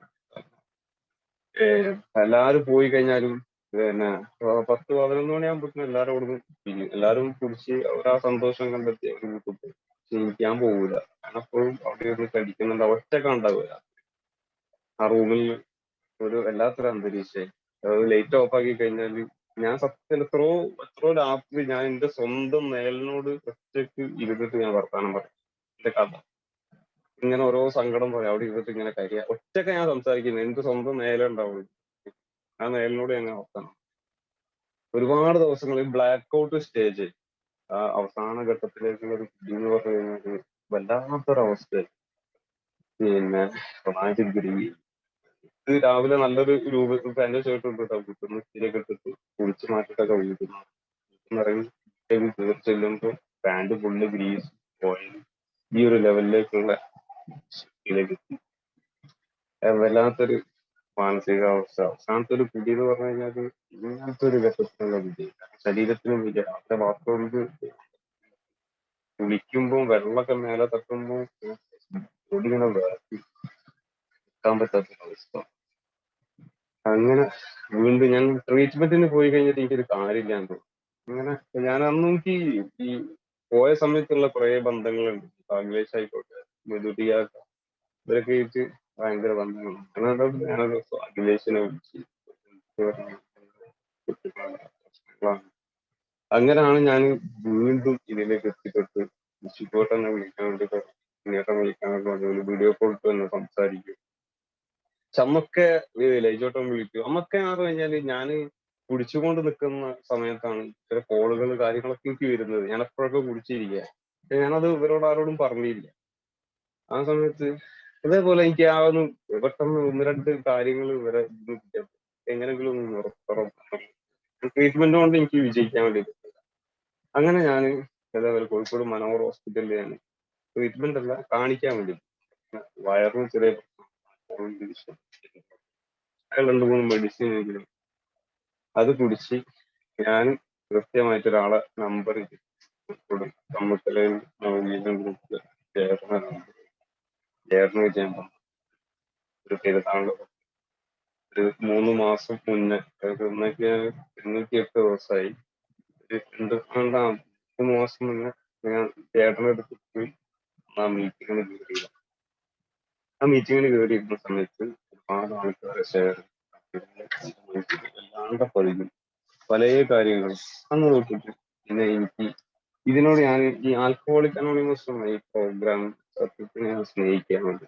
കാരണം എനിക്ക് വേറൊരു വഴി എന്റെ മുന്നിലില്ല, വേറെ ഒരു വഴിയില്ല. ഈ ഒരു പ്രോഗ്രാമിൽ കൂടി സഞ്ചരിക്കല്ലാണ്ട് വേറൊരു വഴിയും എന്റെ മുന്നിലില്ല.